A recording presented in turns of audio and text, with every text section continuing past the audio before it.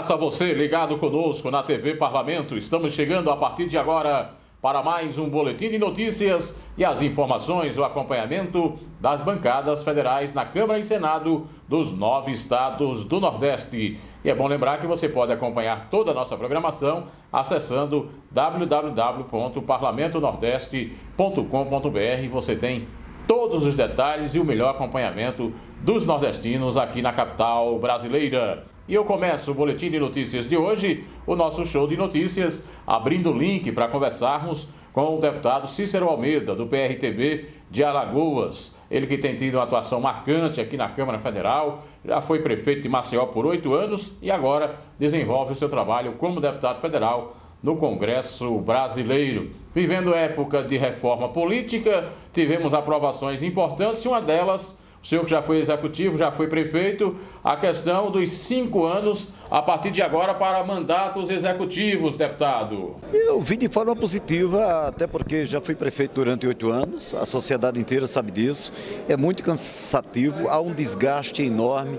Eu acredito que se você tiver de produzir, se você tiver aptidão para a política, para fazer o bem, entendeu? E para se consolidar como um grande administrador, acredito que 4 ou 5 anos são suficientes para que você possa provar para a população e para os seus eleitores que você é competente. Então, votei com o maior prazer e eu acredito que é por aí o caminho. Nós temos que oxigenar a política em todos os sentidos. Nesse momento está acontecendo aqui um grande debate importantíssimo, que talvez seria uma das perguntas que você me faria em seguida, com respeito ao jovem a partir dos 18 anos, quando ele completar os 18 anos, ele poder entrar na política, dos 21 ele poder participar de forma direta, até os 29 de prefeitos, presidentes e governadores. Eu vejo isso com otimismo, porque eu acredito em um Brasil diferente do que nós vivenciamos e estamos vivendo no hoje. Deputado, as mulheres querem uma cota, lutaram por 30%, mas me parece que chegaram no acordo de 15%. Parece que nesse sentido já se chegou aos 15%. Isso é importante, se chegou a um entendimento. Nós sabemos que temos mulheres competentes, não só no meu estado de Alagoas, como também no país, que podem também oxigenar a política, oxigenar este plenário aqui, a Câmara dos Deputados, o Senado Federal, as Assembleias Legislativas, as câmaras de vereadores. Eu acredito que é uma grande contribuição que nós estamos dando às mulheres, à juventude e àqueles que são pretensos candidatos, como se fala muito que o futuro do país está na juventude, então vamos apostar na juventude masculina, feminina, naqueles que na verdade são visionários de um futuro bem melhor do que aquele que nós estamos vivendo hoje. Deputado Cícero, o pessoal do Álcool e Açúcar de Alagoas estiveram aqui reivindicando melhorias para o setor. Exatamente, foi uma sessão muito concorrida e os debates aqui foram acirrados. A crise que passa falando do estado de Alagoas é uma das piores durante os últimos 20 anos e é necessário, acabei de sair de uma reunião onde nós discutimos isso, vamos a bancada inteira, os 12, os 9 deputados federais e os 3 senadores, vamos conversar com o ministro Levi, vamos saber dele qual a posição dele. O que não pode é o cara que está lá na base, que mais empregou, que mais produziu, que mais dá emprego a esse país, que mais contribuiu, e aí eu não estou defendendo os usineiros, estou defendendo os trabalhadores, tá bom? E que deu nome, inclusive, às indústrias brasileiras, tá certo, serem penalizados. Eu acho que o governo tem que cumprir com a sua missão e não atribuir responsabilidades ao momento em que o país está vivendo. E o debate, repito, aqui foi acirrado e espero que com o que aconteceu ontem aqui, nós possamos não dar um recado, mas chamar a atenção dos governantes, principalmente aqueles que lidam de forma direta com as decisões prioritárias do país, para que esse setor seja socorrido de forma mais rápida possível. Deputado, na CDU que o senhor participa, a Comissão de Desenvolvimento Urbano, detectado baixo índice de saneamento no país, deputado. E Maceió está inserida. Entre esses 69%, nós estamos inseridos também. Agora nós fazemos aqui uma pequena avaliação, porque isso não aconteceu há tantos anos atrás. quando se tinha condições no país, quando nós tínhamos um país que tinha viabilidade em todos os sentidos para que nós avançássemos. Então estamos discutindo hoje em plena crise. O governo federal não deu, na verdade, não é uma crítica, não, suporte e condições para que os estados e municípios avançassem também. Espero que nesses debates que estão acontecendo, principalmente na comissão a qual eu faço parte, e aí visualizo e detalho até o próprio estado de Alagoas, a capital do estado de Alagoas, a qual eu fui prefeito durante 8 anos aqui, plagiando a mim mesmo, e o que eu já falei aqui no início da nossa conversa aqui, né, nós chegamos a estourado no máximo 30% a 35%, entendeu? Num universo de 100%. Eu estou falando de capital, não estou falando dos 102 municípios, que todos eles precisam.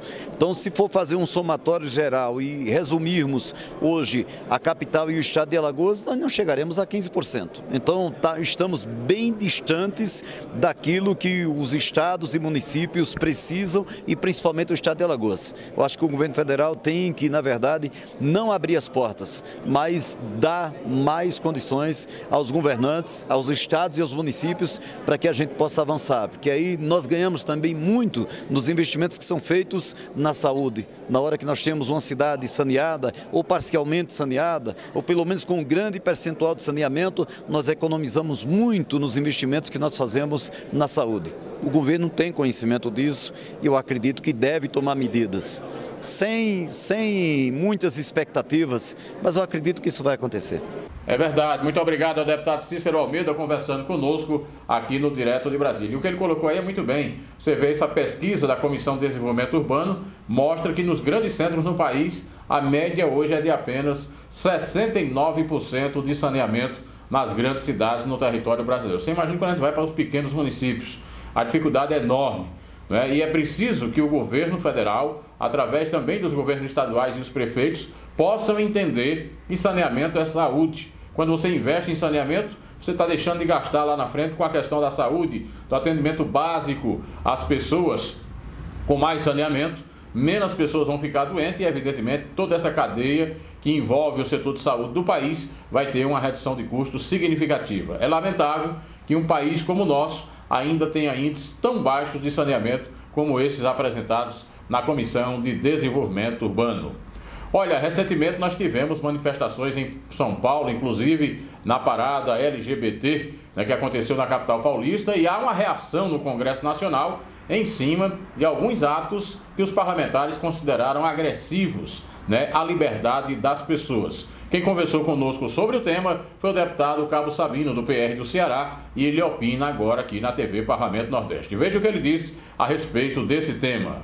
Eu já me posicionei nessa casa através de um pronunciamento. O que nós vimos, que está estampado nas redes sociais, com as atitudes proferidas por aqueles que se intitulam livres para optar por sua opção sexual, infelizmente vem de encontro à liberdade dos outros. Expor-se às suas partes íntimas nas ruas, isso é crime, né? Profanar os símbolos religiosos é uma afronta à família brasileira, é uma afronta ao credo religioso das pessoas, não é com desrespeito, não é com atos obscenos, não é com a nudez, não é se expondo ao ridículo e querendo ridicularizar a fé dos outros que vai se conquistar o respeito que se quer ou se chegar aonde se quer chegar na busca de direitos e garantias. Direito se conquista com direito. Respeito se conquista quando eu respeito. Então, nós não podemos nos calarmos diante daqueles atos, diante da maneira como se postaram, colocando ao ridículo símbolos religiosos. Para muitos, talvez, uma cruz signifique um pedaço de madeira ou algo que não vala nada. Mas para aqueles que acreditam na sua salvação através do mártir sofrido por Cristo na cruz, tem na cruz um símbolo da esperança de uma nova vida. Tem na cruz todo um sentimento de uma liberdade de um povo que fora preso, e na cruz significa a liberdade através de um ato de sacrifício do Filho de Deus que veio para salvar esta humanidade. Por isso, profanar a cruz é profanar o próprio Deus. Eu lamento que fatos como esse aconteçam. Eu espero que estes que se intitulam e que querem ter uma opção sexual a seu bel prazer, repensem quanto às suas consciências. Porque ainda que não creiam hoje, um dia, a Bíblia é clara e notória. Todo joelho se dobrará e confessará que Jesus é o Senhor. Está aí, portanto, a opinião do deputado Capo Sabino. Importante nesse caso é que a gente entenda que o meu limite de opinião, de participação, de externar exatamente um sentimento, ele termina quando começa a liberdade e o sentimento de outra pessoa. O que a gente não pode ter são agressões à fé das pessoas, à liberdade de cada ser humano nesse país. Olha, vamos começar a partir de agora com o deputado Efraim Filho, Democratas do estado da Paraíba, ele que está aí à frente dos trabalhos da Comissão de Maioridade Penal, cujo tema está indo exatamente nos próximos dias para votação em plenário. Como é que está esse trabalho e a sua visão a respeito, deputado? Exato, é um tema hoje que é um tema da sociedade. O Brasil a cada dia se espanta com os casos de impunidade, de crueldade, de violência. E dentro desse espectro da escalada da criminalidade, da violência no Brasil, um dos temas que mais preocupa é a delinquência juvenil, que tem realmente saído do controle e tem feito com que cada vez mais jovens sejam responsáveis por crimes hediondos, com requintes de crueldade, com excessos de violência. Nós estamos falando de homicídios qualificados, latrocínio, estupro, tráfico de drogas, sequestro. Então é preciso a gente reagir, porque esse menor que é tido hoje pela legislação como incapaz, ele tem na verdade apresentado discernimento entre o bem e o mal, o certo e o errado, tem assumido funções que denotam a capacidade que ele tem de exercer seus direitos, como por exemplo votar aos 16 anos, casar e construir uma família, abrir uma empresa e gerir seu próprio negócio. Então ele também deve responder pelos crimes que comete. Nós estamos hoje vivendo uma inversão de valores na nossa sociedade, princípios deteriorados. Você hoje transforma culpados em vítimas. As vítimas passam a ser culpados por aqueles que têm uma ideologia que acham que os menores são vítimas da sociedade. E quem sofre o crime, como aquele médico do Rio de Janeiro que foi esfaqueado, no outro dia está lá desamparada a sua família. Tem muitas vozes hoje para defender o bandido e poucas vozes hoje para defender a família, para defender as vítimas, para defender as pessoas que ficam lá desamparadas. Um filho que perdeu seu pai ou sua mãe ficou órfão. Os pais que ao perder um filho sofrerão um trauma. O bandido, quando vai para a cadeia, tem o direito de receber um auxílio reclusão e sustentar a sua família. E aquele pai de família que foi baleado, que foi morto? Quem cuidará daquela família que desamparada não recebe a visita de ninguém, nem do poder público, nem das ONGs? Então é preciso sim reagir diante dessa escalada da violência, e a delinquência juvenil hoje tem feito com que muitas pessoas repensem esse conceito da maioridade penal. É um tema polêmico. Agora não posso deixar de observar também os crimes que estão sendo praticados por esses jovens, né, deputado? Claro, aqueles que defendem, que são contra a redução da maioridade penal, tentam passar uma imagem equivocada de que parece que quem é a favor da redução da maioridade é contra a escola. De forma nenhuma. Todos nós somos favoráveis a melhor educação, a mais oportunidades, que o governo invista em escolas. Agora nós também queremos que solucione os problemas. Nós temos soluções que são de médio e longo prazo, que é principalmente o investimento na educação e de oportunidade, mas e por que está acontecendo agora? Esse é um investimento que vai surtir efeito com uma geração, daqui a 20 anos. E daqui para lá, deixa-se na impunidade quem comete os crimes e levanta as mãos para dizer que é de menor e não pode sofrer os efeitos da lei? Esse é o grande questionamento. Para agora, essa impunidade, ela é tão nociva para a sociedade quanto o próprio crime cometido. Então vamos resolver a médio e longo prazo com investimento em educação, mas a curto prazo sim, é preciso combater a impunidade dos crimes cometidos por menores, que deixaram de ser crimes inofensivos, como aquele trombadinha da esquina que batia a carteira ou a correntinha da velha senhora, e passou, como eu disse, a ser crimes cada vez mais hediondos, com requintes de crueldade e excesso de violência. Deputado, e a questão da seca, tão preocupante no Nordeste e particularmente no seu estado da Paraíba?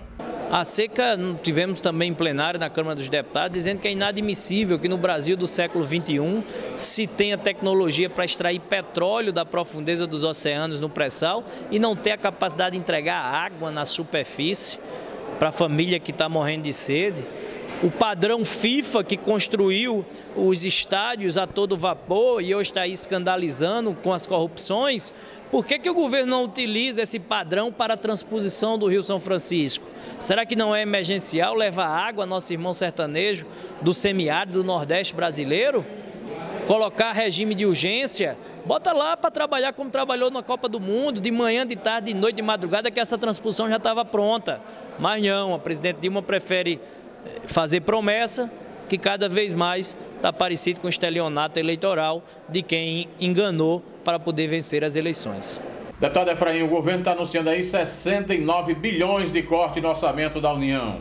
E o pior, Napoleão, estão fazendo economia com quem ganha um salário mínimo, tirando o seguro-desemprego, o abono salarial, do PIS/PASEP, a questão das viúvas, reduzindo a pensão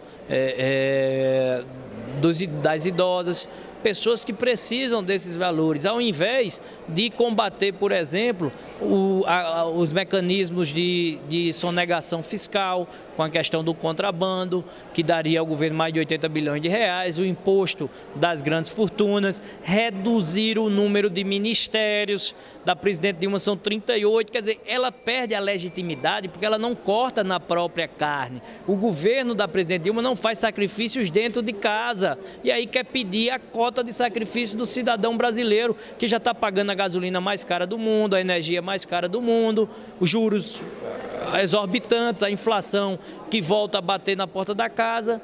Como é que vai ter legitimidade da presidente Dilma para tirar o Brasil desse atoleiro? Ela não faz sacrifícios dentro de casa, não cota na própria carne e pede ao cidadão brasileiro que assuma sua responsabilidade. Não é assim, não vai dar certo e nós temos realmente que apontar caminhos diferentes, como, por exemplo, reduzir o número de ministérios e o custo do governo. Muito obrigado ao deputado Efraim Filho, conversando conosco aqui na TV Parlamento Nordeste. E com ele, a gente chega ao final desta edição, deste Boletim de Notícias para você. Muito obrigado, estou indo embora. Não esqueça, é possível subir na vida falando a verdade. Só o poder de Deus é grande e é pelos humildes que ele é honrado. Permaneça aqui, www.parlamentonordeste.com.br.